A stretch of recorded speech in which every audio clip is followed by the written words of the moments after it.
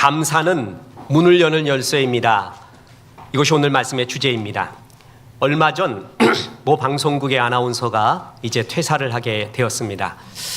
그분을 보면은 크리스찬이라는 것을 이렇게 아나운서 공적인 입장에 있을 때 밝힐 수가 없죠. 자기의 종교 믿음에 대해서. 그런데 분명히 크리스찬이다라고 많은 사람이 느꼈습니다. 저 또한 느꼈습니다.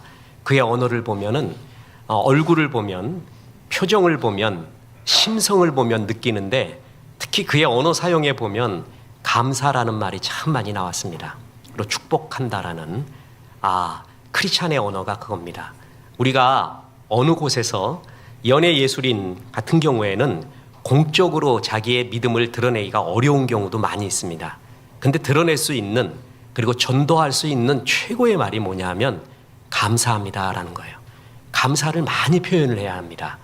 그랬을 때 많은 사람들이 마음이 녹아지고 저 사람이 참 겸손하구나, 그리고 뭔가 저의 뒷배경에 든든한 것이 있구나, 하나님을 느낄 수가 있다라는 것입니다.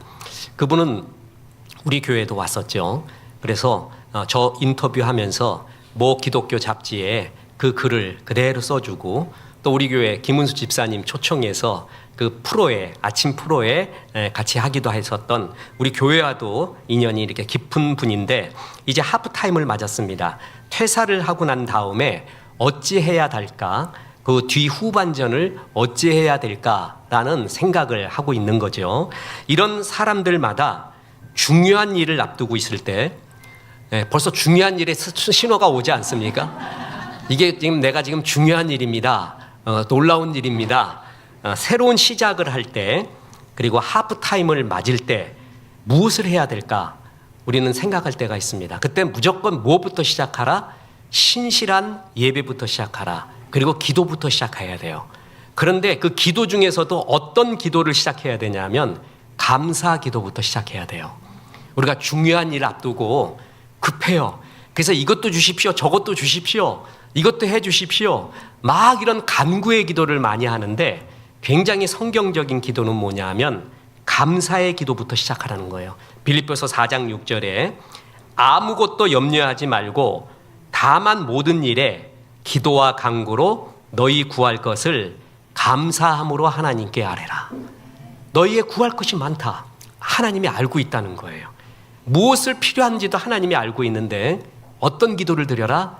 감사함으로 아뢰라. 이것부터 시작하라라는 것입니다. 그래서 기도 중에 기도는 감사 기도고, 기도의 핵심은 감사 기도에 있습니다. 왜 감사 기도가 핵심을 이루는 것일까? 그것은 첫째로 감사는 문을 여는 열쇠이기 때문에 그렇습니다. 자, 보세요. 시편 100편 4절에 오늘 본문에 감사함으로 그의 문에 들어가며 찬송함으로 그의 궁경에 들어가서 그에게 감사하며 그의 이름을 송축할지어다. 성전에 들어가야 그 지성소에서 하나님의 말씀을 받는다라고 구약에 우리는 그런 믿음으로 살았습니다.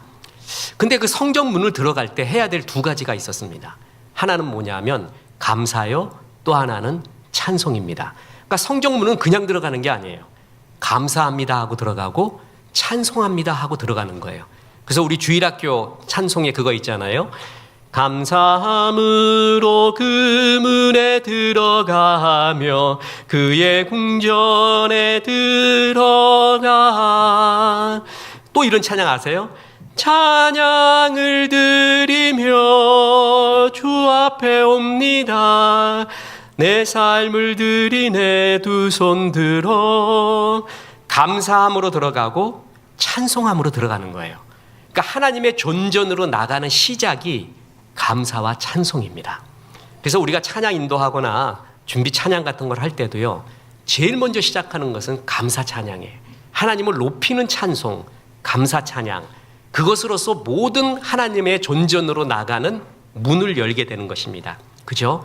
문을 시작하는 것이 바로 감사고, 그러면 성전에 들어갔어요. 그럼 예배를 드려야 되잖아요. 그 예배에 하나님이 제일 기뻐하는 예배가 감사로 드리는 예배예요. 보세요. 오늘 본문, 또 하나의 본문 시편 50편 23절에 감사로 제사를 드리는 자가 나를 영화롭게 하나니 그의 행위를 옳게 하는 자에게 내가 하나님의 구원을 보이리라. 제사를 드리는데 어떤 제사냐면 감사로 드리는 제사가 하나님을 가장 영화롭게 한대요. 그러니까 하나님이 제일 기뻐하는 제사는 감사의 제사입니다. 감사의 예배입니다. 감사라는 것은 지금까지 내가 모든 살아온, 지금도 살고 앞으로도 최상의 살 모든 은혜가 하나님 때문입니다. 하나님의 살아계심과 하나님에 대한 은혜에 대한 칭송 아닙니까? 이런 것을 하나님이 제일 기뻐한다는 거예요. 제가 지금부터 하는 말은 우리의 부모들 중에 한 사람도 듣지 않았을 수도 있습니다. 근데 그런 소리를 들은 분이 있다면 저한테 얘기해 주십시오.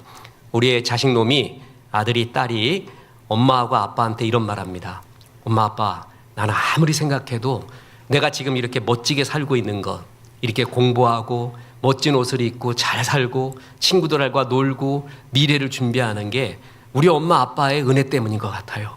너무 고마워요. 그것만 생각하면 어떨 때 눈물이 나요. 안 들어보셨죠? 네. 만약에 자식놈이 이런 얘기를 했다고 한번 쳐보세요. 그래서 내가 자신 있게 말하는 거예요. 안 들어봤을 거니까. 아무도 안 들어봤을 거니까 우리 다 평등한 거예요.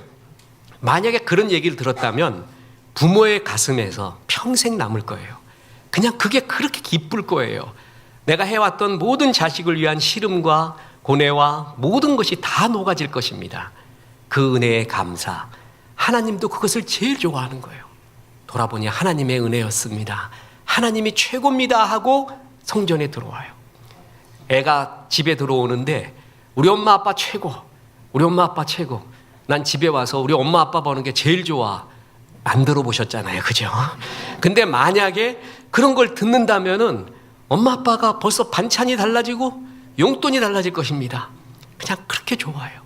감사로 제사를 드리는 자가 나를 영화롭게 하나니 그의 행위를 옳게 하는 자, 곧 감사로 제사 드리는 자를 의미해요. 그에게 내가 하나님의 구원을 보이리라. 감사로 제사 지내는 자에게 뭐라고요? 구원의 영광. 이때 구원이라는 것은 예수 믿는 구원뿐만 아니라 하나님의 현실적인 구원, 현실의 어두움 속에서 밝은 빛으로 인도하시는, 열어주시는 모든 구원을 보이리라.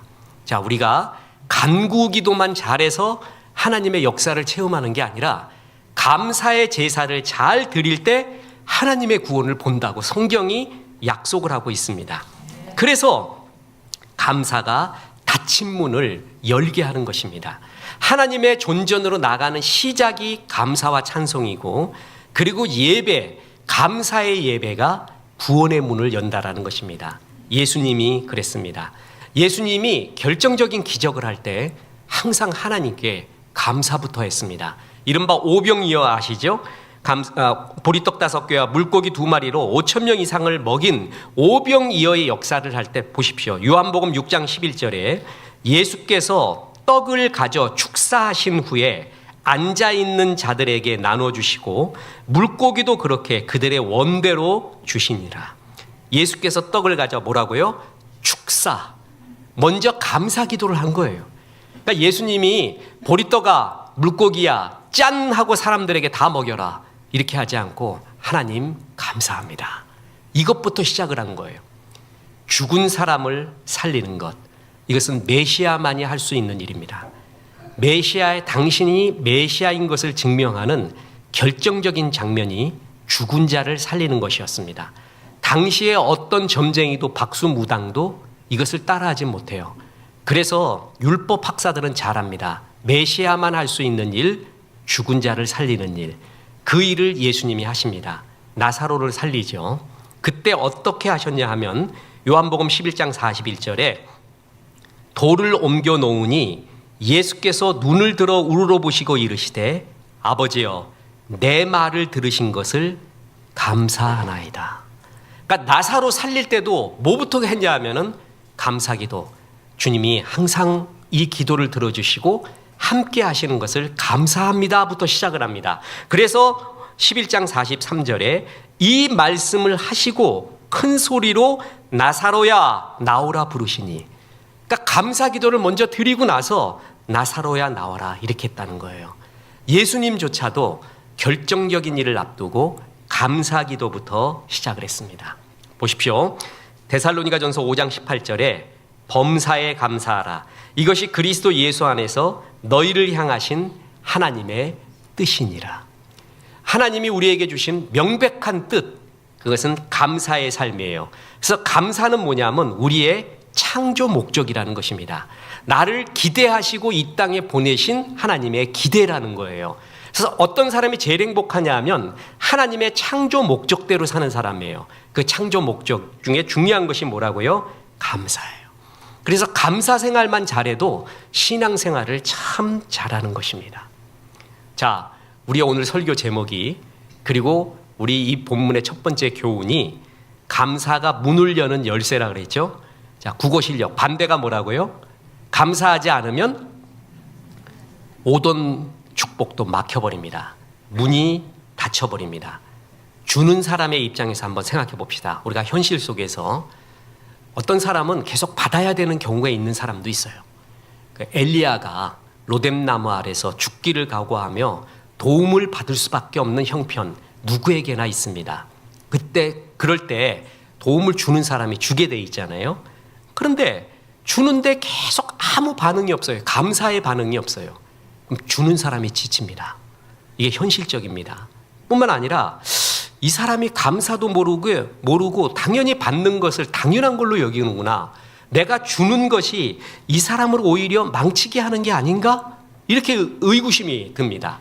그리고 세 번째로 뭐냐 하면은, 이 사람이 진짜 사람 되기 위해서, 하나님의 도움 받기 위해서는 내가 돕지 말자. 그래야 이 사람이 제대로 인생을 깨닫는다. 도움을 그칠 수도 있다라는 것입니다.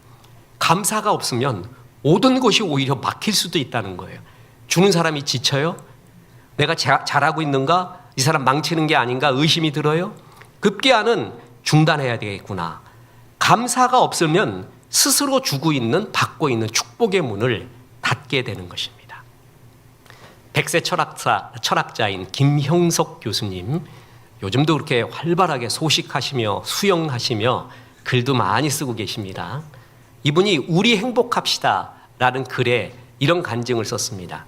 자기의 제자 중에 큰 기업체를 운영하는 제자가 있는데 해마다 수십 명에게 대학 입학대와 성적에 따라서 졸업할 때까지 장학금을 줬다고 합니다. 그런데 이 후배가 찾아와서 스승님, 이제 이거 안 하고 싶습니다. 그냥 하고 싫다는 거예요. 그래서 이 좋은 일을 왜 안 하냐라고 했더니 그렇게 많은 사람을 장학금을 줬는데 감사하는 놈이 없더래요.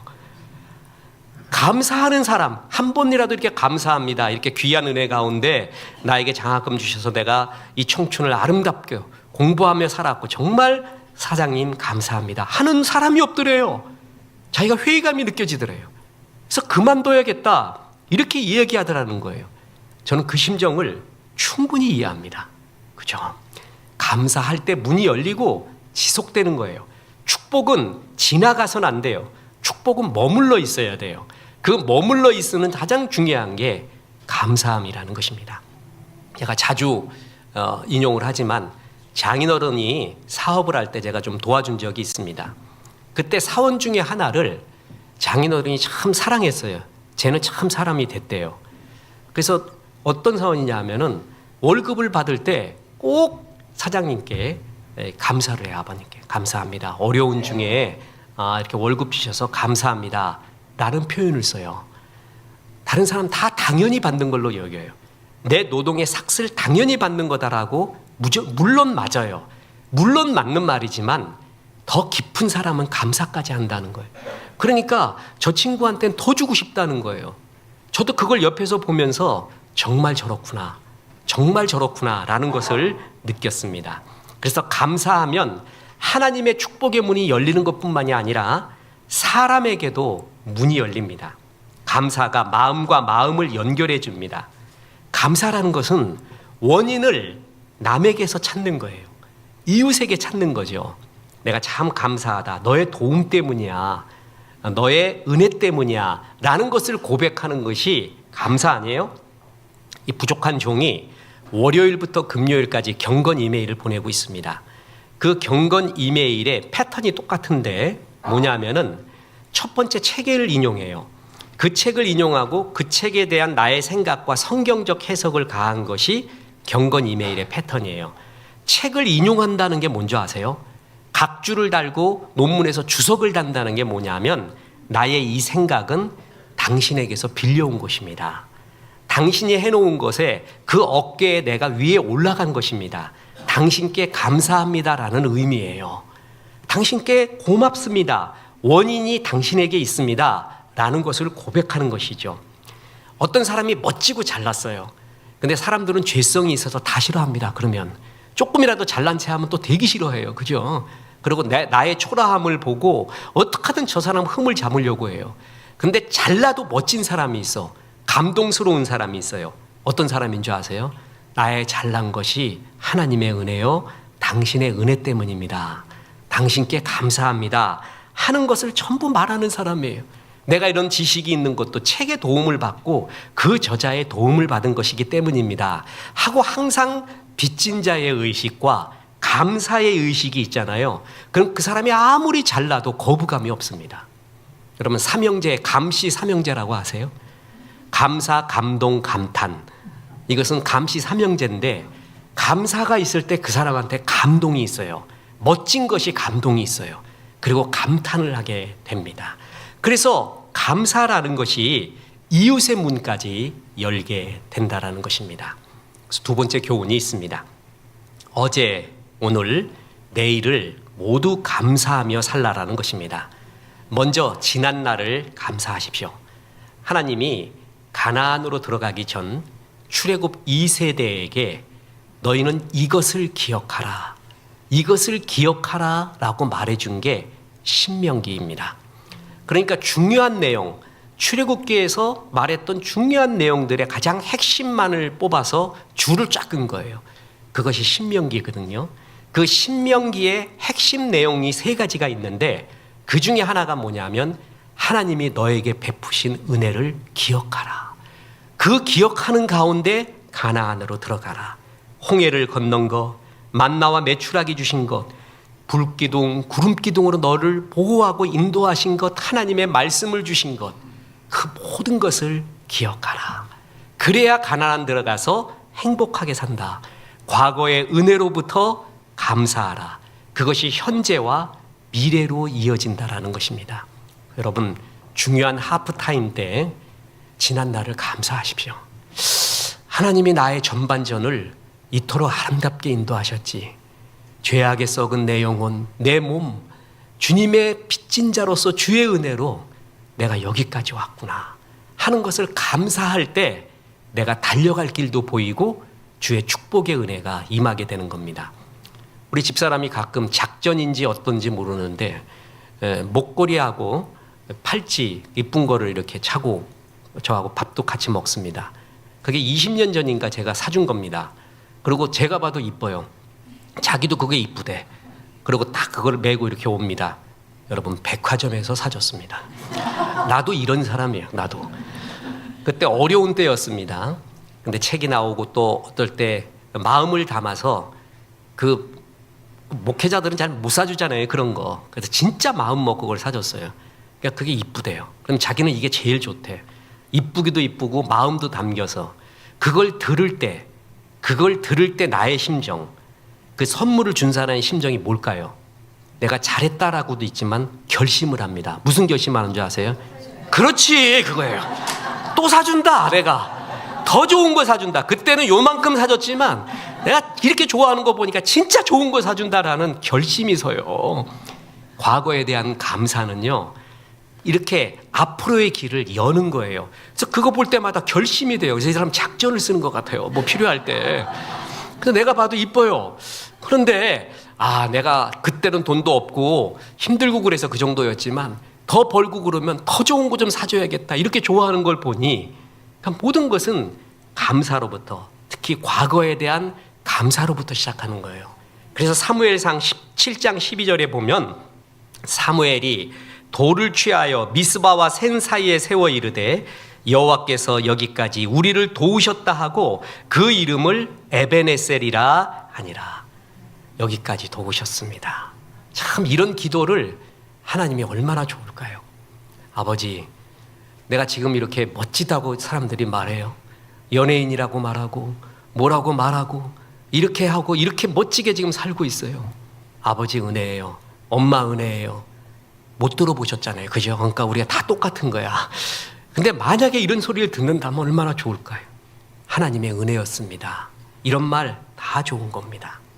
그리고 또 감사하는 것은 지금을 감사해야 돼요. 근데 지금 뭘 감사해야 되냐면 지금 나에게 가까운 것들을, 가까운 사람에게 감사해야 됩니다. 인류 최초로 달에 발을 디딘 닐 암스트롱에게 기자가 물었습니다. 달에서 뭘 봤습니까? 암스트롱이 대답합니다. 내가 살고 우리가 살고 있는 지구가 이토록 아름답다라는 것을 보았습니다. 달에서 본 지구 그렇게 아름답대요. 우리가 발 딛고 있는 이곳이 그렇게 아름다운 것입니다. 어느 목사님이 칼럼을 썼는데 대만 청년에게 물었습니다.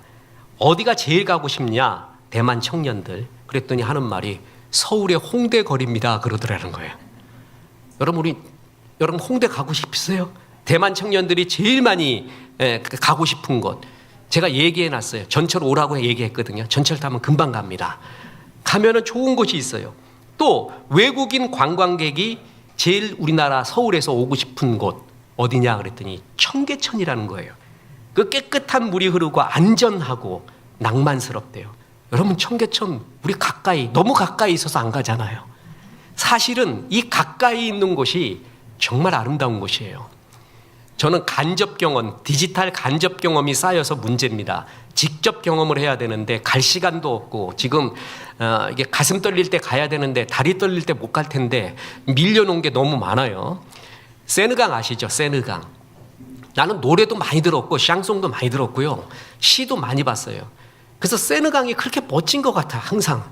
근데 세느강 진짜 가본 우리 성도님들의 이야기, 동료들의 이야기, 다른 사람의 이야기 들으면 큰 또랑이래요. 큰 또랑. 그냥 아무것도 아니래. 그럼 어디가 이뻐요? 그러면 한강이 그렇게 이쁘대요. 한강. 우리나라 한강 정말 이쁜 곳입니다. 굽이굽이 도는 그 한강의 이야기. 또 섬진강 보세요. 참 여성스럽고요. 진짜 이뻐요. 그러니까 미국의 테네시강과 비슷해요. 그 느낌이. 우리 주변에 이렇게 아름다운 곳이 있어요. 가까운 곳에 감사해야 되는데 우리는 어떤 착각에 빠지냐면 내가 살고 있는 여기는 현실, 저기는 낭만 이렇게 생각해요.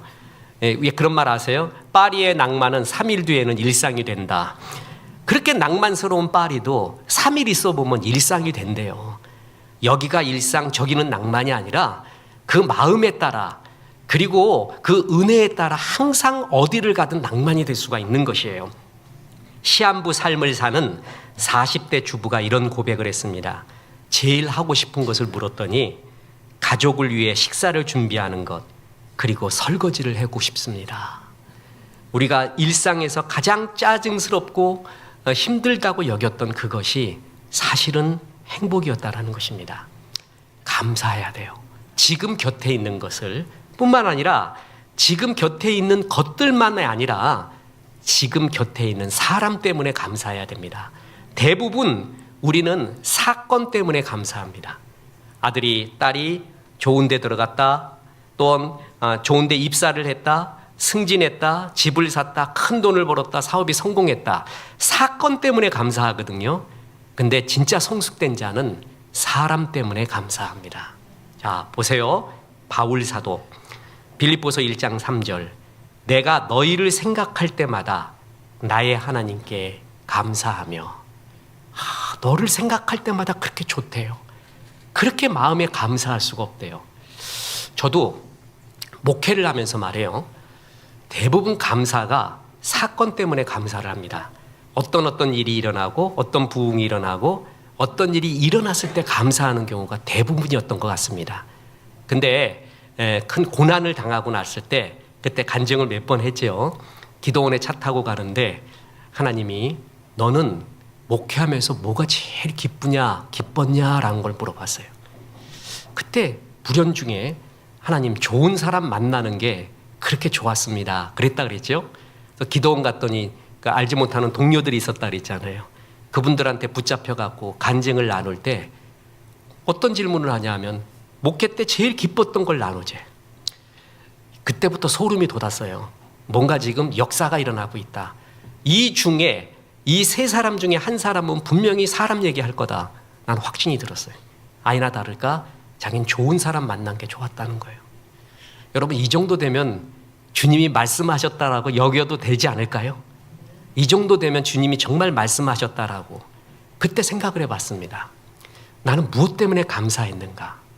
바울이 내가 너를 생각할 때마다 하나님께 감사했대요. 사람 때문에 감사하는 거예요. 이렇게 좋은 사람, 선한 사람, 성품이 나보다 좋고 마음도 곱고 주님을 사랑하고 이런 사람과 동행한다는 것, 그 사람이 그렇게 좋은 것이었어요. 유튜브를 보는데 아주 똑똑한 이제 말 배우기 시작한 딸내미가 있었습니다. 할머니가 그 손녀를 이렇게 케어를 하는데 손녀가 이렇게 말도 이쁘게 하고 좋아요. 근데 말은 어느 날 안 들었어요. 그러니까 할머니가 딱 이러면서 갖다 버려야겠다. 이러는 거예요. 갖다 버려야겠다. 그러니까 이 딸내미가 깜짝 놀라는 거예요. 손녀가. 그러더니 눈치 빨라갖고 누구? 아, 할비. 자기 버린다 그랬는데 아니라 이거야. 아, 할머니가 버린다는 거 할비. 할아버지구나. 이렇게 얘기하니까 할머니가 뒤집어져요. 그냥 뭐라 그럴까요? 그냥 이쁜 거예요. 그 애가 이쁜 거예요. 마찬가지로 우리는 사건뿐만이 아니라 우리의 가치 있는 좋은 사람 만나잖아요. 그럼 그 인격의 향기에, 신앙의 향기에 그렇게 좋을 수가 없어요. 그야말로 얼굴만 봐도 좋아요. 그냥 생각만 해도 좋아요. 이런 사람이 옆에 있다는 것 얼마나 감사할까요? 바울도 말년에 갈수록 그의 서신 말미에 이토록 고마웠고 사랑했던 사람에 대한 이름을 쭉 열거하면서 나의 행복이, 다시 말합니다, 내가 너희를 생각할 때마다 나의 하나님께 감사하며 나의 재산이 너희다. 영지주의 거짓 선생들이 나왔습니다. 그래서 바울이 하도 사도라 그러니까 네가 진짜 사도냐? 12사도에 들어갔느냐? 예수님과 아이 컨택을 했느냐? 예수님과 게네사렛 호숫가를 같이 걸어봤느냐? 예수님과 식사를 해봤느냐? 넌 그 뒤에 태어났잖아. 그리고 어떻게 사도라고 말해? 자꾸 사도라고 말하는 거 누가 말하는 거예요? 바울 자기가 말하는 거예요. 이렇게 바울 사도 자기가 말하는 거예요. 그래서 거짓 선생들이 바울이 개척한 교회에 가고 넌 사도가 아니다. 그러면서 하는 말이 사도인 증거를 보이래요. 사도인. 어떤 기적을 보이라는 것이죠. 그러니까 사도됨의 어떤 큰 기적을 한번 보여봐라. 그러면 내가 믿겠다. 이런 식으로 말하는 거예요. 그때 바울이 고린도 후서에서 너무 놀랍게 말합니다. 내가 사도인 증거, 바로 내가 사랑해서 복음을 전한 너희, 변한 너희, 예수 때문에 변한 너희가 바로 내가 사도인 증거다. 야, 정말 멋진 말이에요. 그는 사람이 얼마나 소중하고 향기로운가를 고백하는 것입니다. 내가 지금 곁에 있는 사람을 감사하고 사랑할 때 내 길이 열리게 됩니다. 뿐만 아니라 내 나라를 사랑하십시오. 이 대한민국, 자유대한민국, 이 품에서 우리는 신앙생활을 했습니다. 여기서 예수를 알고 고향을 알고 아프고 혼돈이 많은 이 나라지만 이 속에서 자랐잖아요. 이 나라에 감사해야 됩니다. 백세 철학자 김형석, 아까 말했죠? 100년을 살다 보니라는 책에 보니까 거기에 손기정 선수 아세요? 우리 젊은이들은 잘 모를지 몰라도 1936년 베를린 올림픽에 우리나라 최초로 마라톤에 우승을 한 자죠. 그때 한국 우리 태극기를 못 달고 일장기를 달고 갔죠. 그래서 우승을 했습니다. 그래서 그 일장기를 태극기로 바꾼 모 신문사가 있었죠. 그래서 막 그게 난리가 났었지 않습니까? 손기종 옹이 평생 얼마나 한이 됐을까요? 나는 대한민국의 국민인데 일본 국기를 달고 가서 우승을 했다는 거. 그 손기종 옹을 우리는 아직도 영웅으로 보지 않습니까? 이분이 어느 세무사로 갔대요. 세무사에게. 그래갖고 내가 요사이 상을 받은 게 있는데 상금까지 받았는데 세무사님 세금을 먼저 내고 써야겠습니다. 그래서 세금 좀 끊어주십시오. 이렇게 이야기한 거예요. 그러니까 이 세무사가 아유 선생님 연세도 높고 직업이 있는 것도 아니니까 그냥 이 정도면 그냥 괜찮습니다. 대개 이런 거 상금 받은 걸 뭘 그렇게 세금 내려고 합니까? 이랬더니 아니래, 내래요. 내야 된대요. 내가 지금까지 한평생 얼마나 많은 혜택을 국가로부터 받고 있었는데 세금 먼저 내야지. 내가 나이 많아서 나라를 위해서 해야 할 일이 이제 없을 수도 있네. 마지막일 수도 있어. 내가 세금 내는 거 좀 도와주게. 그래가지고 세금 이렇게 이 정도 내면 됩니다 하고 정상으로 끊어줬대요. 그러니까 애게 요거밖에 없어. 요거밖에 안 내. 아니 조금 더 많이 내야지. 이거 내서 되겠는가. 그래서 이 세무사가 다시 끊어줬는데 자기 평생 처음으로 세금을 제일 많이 끊어주는 방법. 사람이 의뢰인이 와갖고 세금을 제일 많이 끊어주는 방법으로 세금을 갖다가 이렇게 내줬대요. 그랬더니 송기정 공이 되게 좋아하면서 그래 이 정도는 내야지. 내가 마음이 편해. 이 나라 위해서 마지막 할 수 있는 일 수도 있어. 그래서 기뻐 돌아갔대요. 그래서 이 세무사가 그를 엘리베이터로 배웅하면서 나라가 없을 때 사신 분들은 우리와 생각이 다르구나. 나는 한 번도 대한민국의 혜택을 받고 있다는 생각을 해본 적이 없는데 나라를 잃었던 사람은 나라의 소중함을 알고 있었다는 거예요. 되게 우리가 감사하는 것은 내 일, 내 가족의 일 아니에요? 근데 이 대한민국, 하나님이 지켜주신 자유 대한민국, 이걸 감사해야 돼요. 우리 교회에서 한 달에 한 번씩 탈북자 목회자들 스터디 벌써 3년째 되어가고 여러분 기도하고 후원해 주셔서 진심으로 감사하고 저도 그때 최선을 다해서 이들과 스터디를 합니다. 복음 통일의 날을 기대하면서 3년 지나니까 수준이 달라졌어요. 지난주에 했었던 게 뭐냐면 에릭 프롬의 사랑의 기술에 대해서 했는데 발표를 너무 잘해요. 너무 잘하고 아주 철학적인 발표도 하고 인문적 사고가 이제 들어갔어요.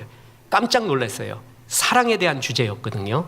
사랑은 감정을 넘어 연습과 기술이 필요하다. 그 주제였는데 그 중에 한 목사님이 탈북 목사님이 레러 발표 항상 전부 발표를 갖고 오거든요. 이런 발표를 했습니다.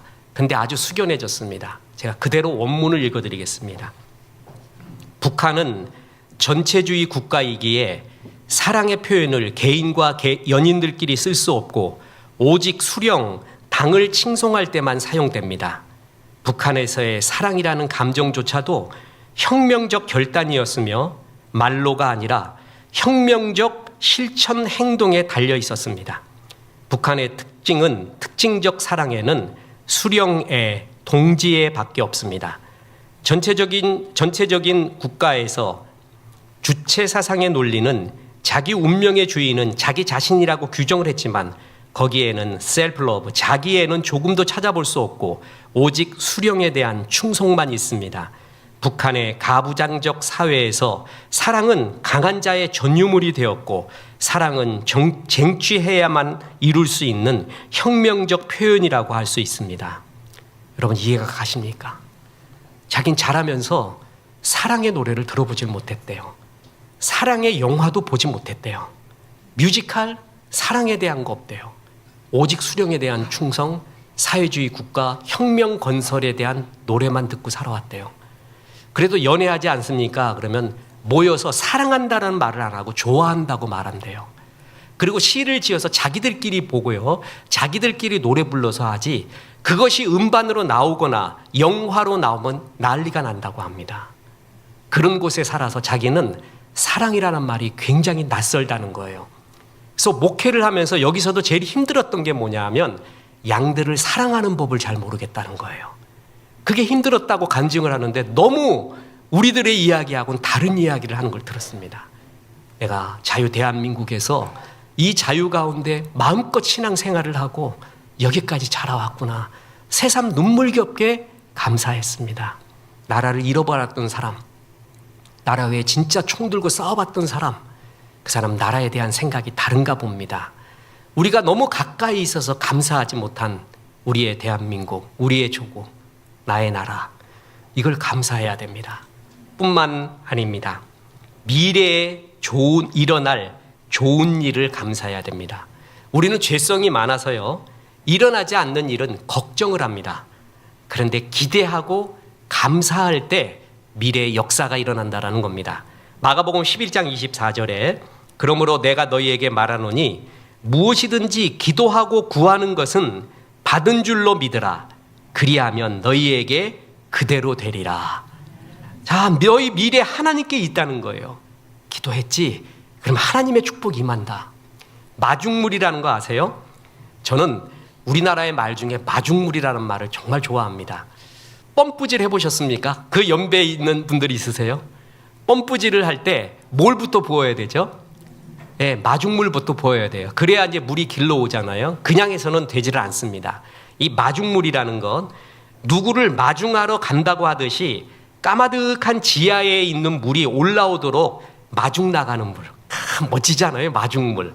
지하에 있는 물아 일로 나와라. 생수야 솟아라 하고 마중 나가는 물이 마중물이에요. 그 마중물을 부어야 생수가 솟아나잖아요. 마중물 기도라는 것이 있습니다. 내 미래에 하나님이 주실 축복의 물들, 생수의 강이 있거든요. 그걸 길어 오르는 법이 있어요. 마중물 기도를 해야 돼요. 그 마중물 기도가 뭔지 아세요? 감사의 기도입니다. 감사하는 것이에요. 미래를 염려하고 걱정하지 말고 그러므로 내가 너희에게 말하노니 무엇이든 기도하고 구하는 것은 받을 줄로 믿어라. 하나님의 축복이 너희에게 임한다. 그걸 믿고 감사합니다. 아직 받지 않았지만 주님이 최상의 것으로 인도하실 것을 믿습니다 하고 마중물 감사 기도를 할 때 그때 우리의 미래가 우리의 기도대로 내 믿음대로 하나님이 문을 열어주시고 역사한다라는 것입니다. 그래서 스펄전 목사님은 이런 고백을 했습니다. 촛불을 보고 감사하면 전등불을 주시고 전등불을 보고 감사하면 달빛을 주시고 달빛을 보고 감사하면 햇빛을 주시고 햇빛을 보고 감사하면 천국을 주신다. 감사할 때 이 모든 역사가 나타난다라는 겁니다. 저는 요즘 서점에 가는 게 쉬는 거고 대형 서점에 가서 이렇게 책들을 보잖아요. 그럼 책들이 아시죠? 요 책, 자빠져 있는 책, 세워져 있는 책. 네, 그게 있어요. 그러니까 대부분 제일 많은 게 이제 세워져 이렇게 가로로 세워져 있는, 세로로 세워져 있는 앞면이 볼 수 있는 책이 제일 눈에 잘 띄는데 많이 팔리게끔 하는 어떤 마케팅 전략이기도 하고 그 다음에 자빠져 있는 책, 세워져 있는 책 잘 안 봐요. 그런데 그것들을 고르는 법 그리고 좋은 책을 고르는 법 이런 해안이 있다면 굉장히 기쁜 일입니다. 살면서. 근데 정말 기이한 현상이 한 3년, 2년, 3년 된 것 같아요. 시집 베스트에 한 작가의 글이 베스트 10에 항상 2개, 3개, 어떨 땐 많을 땐 3개가 올라오고 있는 경우 많아요. 나태주 시인이라는 분입니다. 이분의 책이 항상 그렇게 많아요. 그래서 목회자는 사람을 알아야 되잖아요. 대중들의 마음을 알아야 되고 무엇이 그의 마음을 사로잡는가, 무엇 때문에 그렇게 많이 읽는가는 알아야 돼요. 그래서 그분의 책은 다 사봅니다. 나오면 무조건 사요. 그래서 읽어봐요. 그래서 무엇이 대중들에게 감동을 주고 이토록 오랫동안 가슴에 남기도록 하는가. 그래서 제가 그분의 이제 대부분 시를 쓰잖아요. 그리고 산문을 쓰는데 그러면 저의 시와 산문의 분석법이 5가지가 있습니다. 제 나름대로. 그 중에 하나가 뭐냐면 이분이 제일 많이 쓰는 빈도어 단어가 뭔가. 그러니까 제일 많이 쓰는 단어가 뭔가, 말이 뭔가를 살펴보는 거예요. 근데 놀라웠습니다. 이게 나중에 신문하고 잡지에 쓰려고 합니다. 뭐냐면 이 시인이 제일 많이 쓰는 단어 중에 3가지가 있어요. 그 중에 하나가 감사였어요. 감사라는 말을 그렇게 많이 써요. 그리고 이분이 큰 병이 한번 나서 병원에서 크게 오랫동안 있고 난 다음부터는 감사라는 말이 급증하는 것을 봅니다. 들어보세요. 병원에서 풀려 나온 뒤로 무엇 하나 감사하지 않는 것, 눈물겹지 않은 것이 없다.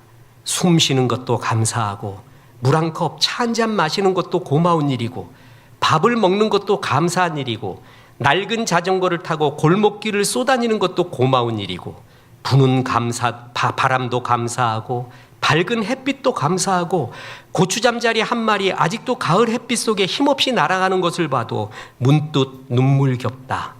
더하여 아내와 이렇게 둘이서 산행을 하는 것이 얼마나 큰 기쁨의 항목이라 말해야 할 것인가. 계속 감사해요. 이게 사람들의 마음을 적시는구나 라는 걸 알았습니다. 역시 감사가 하늘의 축복의 문과 사람의 문, 내 인생의 문을 여는 귀한 열쇠라는 것이에요. 예수님이 10명의 나병 환자를 고쳤잖아요. 한 명만 와서 감사했습니다. 그때 예수님이 하신 말씀 들어보세요. 누가복음 17장 17절. 예수께서 대답하여 이르시되 10사람이 다 깨끗함을 받지 아니하였느냐? 그 9은 어디 있느냐? 사마리아인 이 나병 환자만 와서 구원까지 받고 주의 축복을 받습니다. 제가 이 다음 구절을 제가 패러디했습니다. 인간의 죄성을 갖고 예수님이 이렇게 말한 적은 없어요. 제가 패러디했어요. 한 명의 나병 환자에게 네가 제대로 됐구나. 너만 감사하구나. 너는 구원까지 받고 앞으로 다시는 나병이 들지 않을 것이다. 잘 가라. 그리고 그때 그 9놈들 있지. 그 놈들 유효기간이 3달이다. 3달 후부터 다시 시작이 될 거다 나병. 제가 예수님이 이렇게 말한 적은 없어요. 내가 인간의 죄성으로 패러디한다 그랬죠. 감사가 없으면 은혜가 축복이 머물지 않고 닫히게 된다는 거예요. 서양 격언에 제일 가르치기 어려운 수학 문제는 우리가 받은 축복을 세어보는 것이다 라는 말이 있습니다. 이것을 제일 못한다는 거예요. 우리가 감사하지 못하는 것은 감사의 조건이 없기 때문이 아니라 감사를 깨달을 능력이 없기 때문에 그래요. 감사를 막고 있는 것이 3가지 요소가 있습니다. 하나는 교만입니다. 하나는 남과 비교하는 겁니다. 또 하나는 끝없는 욕망입니다. 이 3개가 감사를 막고 있습니다. 교만해요. 하나님이 주셨는데 내가 했다고 생각합니다. 그래서 당연하다고 생각합니다. 내 노력으로 했다고 생각하는 교만함 때문에 감사가 없고요. 또 내가 노력한 만큼 저 사람은 더 많이 줬는데 나는 요만큼 주셨습니다 하면서 비교하면서 감사를 하지 않아요. 그리고 하나님이 이만큼 주셨음에도 불구하고 조금 더 다고 하면서 뭐예요? 감사가 또 없는 교만, 비교, 끝없는 욕망. 이것 때문에 감사를 잃고 사는 것입니다. 감사가 하나님의 뜻입니다. 감사가 하나님의 존전으로 나오는 시작이고 감사로 드리는 제사가 하나님을 영화롭게 하고 구원을 이루게 합니다. 어제에 대한 감사는 오늘의 감사와 내일의 감사로 이루어집니다. 오늘 나와 만나고 있는 것, 내가 일상으로 가까이 접하고 있는 것들이 믿음의 눈으로 보면 수없이 감사의 덩어리입니다. 미래를 염려하지 말고 감사의 마중물 기도를 드리십시오. 그 기도대로 될 것입니다. 감사 찬송을 하십시오. 감사를 말하십시오. 그리고 또 좋은 거는 감사의 일기를 쓰십시오. 3줄이라도 1줄이라도 감사의 일기를 쓰고 감사한 사람에게 감사하다고 이야기하십시오. 그리고 감사헌금을 하고 감사할 때마다 전도 선교 구제 좋은 일을 하십시오. 그것의 감사가 지나가지 않고 머무는 일입니다. 감사하여서 정말 그 믿음대로 감사의 일이 넘쳐나고 내 잔이 넘치나이다. 감사와 기쁨의 잔이 넘치나이다 하는 우리의 삶과 얼굴과 말을 보고 많은 사람이 하나님의 살아계심을 깨닫는 축복의 통로 되시기를 주 예수의 이름으로 축원합니다. 이제 찬송합니다. 날 구원하신 주 감사.